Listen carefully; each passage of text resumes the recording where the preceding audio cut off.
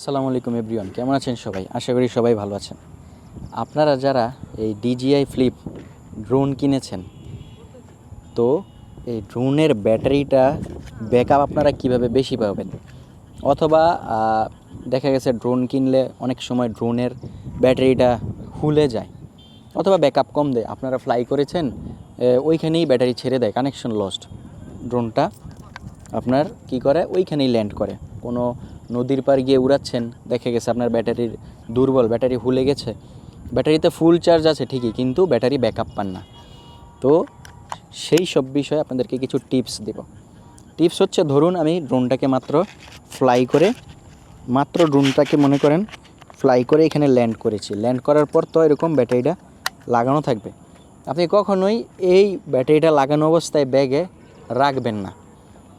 কী কারণে রাখবেন না? কারণ ড্রোনটা কিছু হিট থাকে, ব্যাটারিটাও কিছু হিট হয়, দুইটা মিলিয়ে আপনার ব্যাটারির যে চার্জ হয়তো বা আস্তে আস্তে কমতে থাকে। তো কমতে থাকলে দেখা গেছে ব্যাটারিটা যখন জিরো হয়ে যাবে, তখন কিন্তু ব্যাটারিটার পাওয়ার কমে যাবে। তো আরেকটা বিষয়, আপনার জিরো বা 10%-এর নিচে ব্যাটারি রেখে কখনোই চার্জ করবেন না, তখনই ব্যাটারির হেলথ কমে যায়। সবসময় এরকমভাবে খুলে আপনার চার্জিং হাবে রেখে দিবেন। আরেকটা কথা হচ্ছে, ধরুন আপনি মাত্র ফ্লাই করে এরকম চার্জিং হাবে লাগিয়ে সাথে সাথে কখনোই চার্জ করবেন না, কারণ ব্যাটারিটা কিন্তু তখন মাত্র গরম অবস্থায় আপনি যদি কখনো ব্যাটারি চার্জ করেন, তাহলে কিন্তু ব্যাটারির আপনার হেলথ কমে যাবে। আর যেহেতু আপনাদের এই 3টা ব্যাটারি দেওয়া আছে, আমি সবসময় কি করি, ধরেন আমি একটা ড্রোন ফ্লাই করছি, আমার এই ড্রোনটা ফ্লাই করছি, ফ্লাই করার পর দেখা গেছে এখানে তো যে কন্ট্রোলার আমার এই কন্ট্রোলারে তো শো করে না যে কত পার্সেন্ট ব্যাটারি আছে ড্রোনটাতে।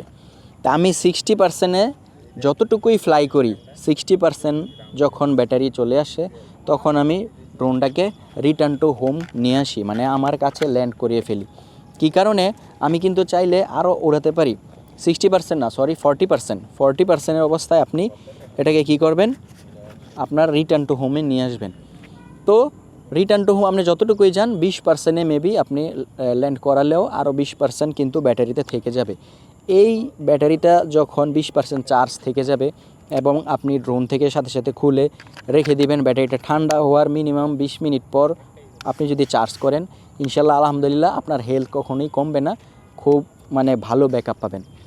এই জিনিসগুলো ফলো করে আপনারা যদি ড্রোন ফ্লাই করেন, তাহলে কিন্তু আপনাদের এই ব্যাটারিগুলো ব্যাকআপ সবসময় ভালো পাবেন। আশা করি আপনারা যদি এগুলো ফলো করেন, আপনাদের ব্যাটারি ব্যাকআপ ভালো পাবেন, আপনারা ড্রোনটাও ভালো করে উড়াতে পারবেন, আপনাদের ড্রোনেরও বেশি পাবেন। আশা করি সবাই বুঝতে পেরেছেন। আর ভিডিওটি ভালো লাগলে অবশ্যই আমার চ্যানেলটাকে সাবস্ক্রাইব করবেন, আর এই ভিডিওটি যারা আমার ফেসবুক পেজে দেখবেন, পেজটিকে ফলো করবেন। আজকের মতো বিদায় নিব, দেখা হবে নেক্সট ভিডিওতে। আসসালামু আলাইকুম।